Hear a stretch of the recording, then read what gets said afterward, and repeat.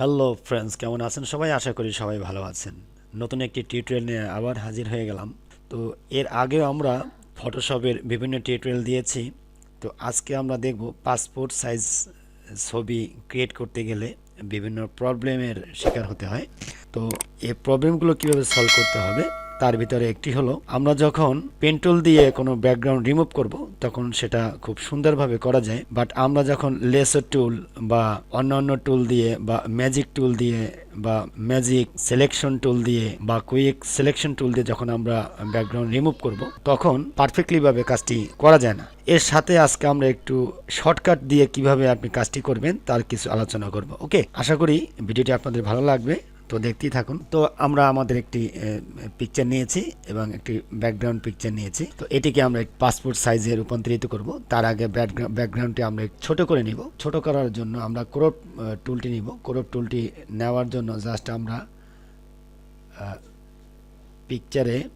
পিকচারটিকে আমরা ক্রপ করে নিব। তো ক্রপ করে নিয়ে জাস্ট আমরা এন্টার প্রেস করলাম। আমাদের ব্যাকগ্রাউন্ডটি এখান থেকে কেটে গেল। কেটে যাওয়ার পরে এবার আমরা একটু ব্লার করব। তো আমরা ফিল্টারে গেলাম, ফিল্টার থেকে ব্লার থেকে গাউসিয়ান ব্লারে চলে গেলাম। তো এখান থেকে জাস্ট আমরা একটু ব্যাকগ্রাউন্ডটিকে আমরা ব্লার করে দিলাম।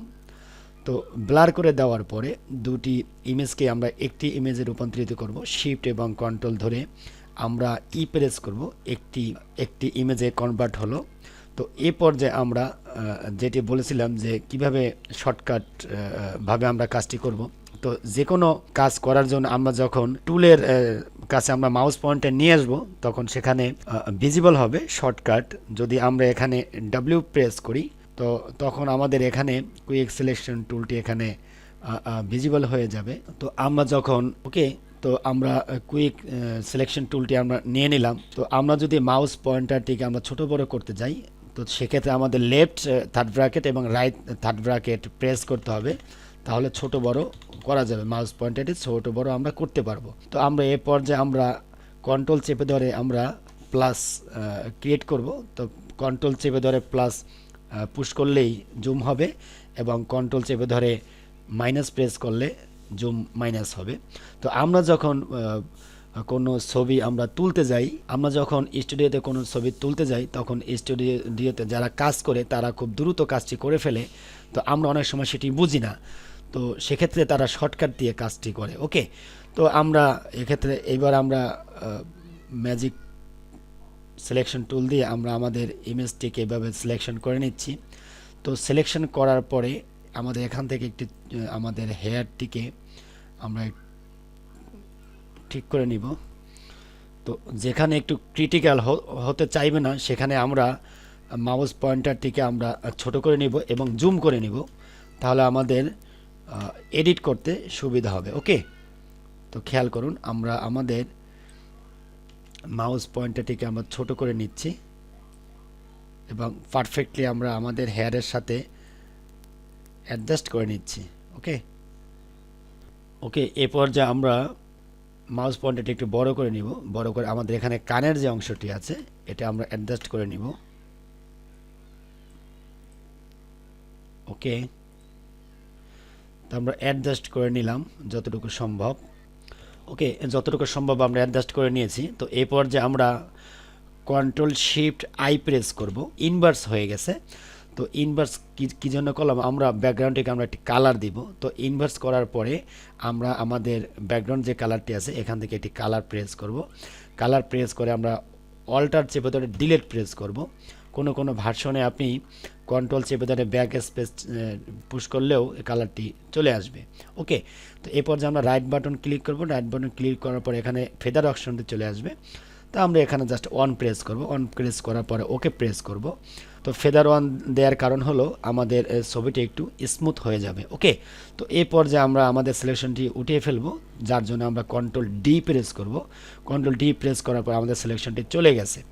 তো আমরা যখনই আমরা কোনো টুলের উপরে আমরা আমাদের মাউসটি নিয়ে আসবো তখন সেখানে শর্টকাটটি ভিজিবল হয়ে যাবে।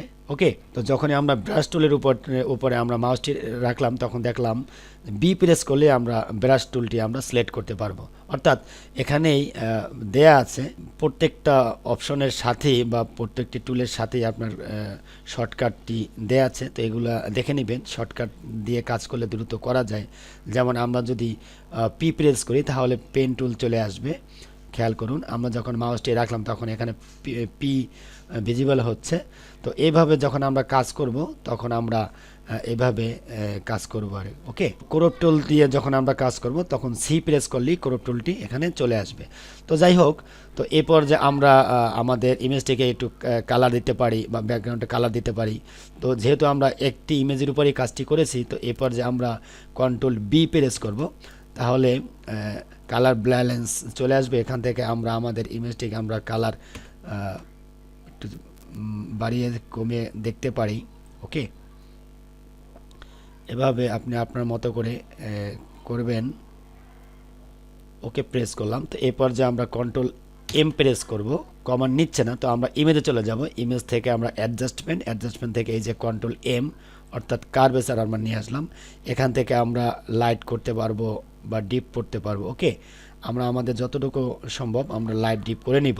এখন এই যে ফেজের উপরে কিছু দাগ আছে, আমার বিগত কিছু টিউটোরিয়াল আমি দিয়েছি, সেখানে এই ফেজ কিভাবে ক্লিন করতে হবে, কিভাবে ফেস ওয়াশ করতে হবে, হেয়ার কিভাবে কালার করতে হবে, এই সব বিষয়ে আমি টিউটোরিয়াল দিয়েছি। তা আপনারা দেখেন, যারা দেখেননি তারা দেখে নেবেন। এখন আমি আমার এই ছবিটিকে যদি পাসপোর্ট আকারে আমি করতে যাই, তো সেক্ষেত্রে আমরা এখান থেকে জাস্ট আমরা 30 mm করে দিব, 38 এবং 48 যদি আমরা করে দেই, 48 mm করে দিলে বেটার হবে, ওকে। এখন আমরা আমাদের ইমেজটিকে আমরা সিলেকশন করি, এন্টার প্রেস করব। ওকে, এন্টার প্রেস করার সাথে সাথে আমাদের পাসপোর্ট সাইজ ছবিটি এখানে ক্রিয়েট হয়ে গেছে। অর্থাৎ আমি একটু ব্যতিক্রমভাবে আপনাদের বিষয়টি দেখালাম। তো যেটি বলছিলাম, আপনি এখন হেয়ার কালার করবেন বা আরও কিছু কালার আপনি এখান থেকে করবেন বা কিছু এডিট করবেন, যার টিউটোরিয়ালগুলো আমি এর আগেও দিয়েছি, আপনারা যারা দেখেননি দেখে নেবেন। তো আজকের টিউটোরিয়ালটি এই পর্যন্তই। যারা নতুন চ্যানেলে অবশ্যই সাবস্ক্রাইব করে সাথে থাকবেন, এবং যারা আমার চ্যানেলে পুরাতন ফ্রেন্ডস তারা অবশ্যই চ্যানেলটিকে শেয়ার করবেন, লাইক করবেন এবং অবশ্যই সাবস্ক্রাইব করে আমার সাথেই থাকবেন।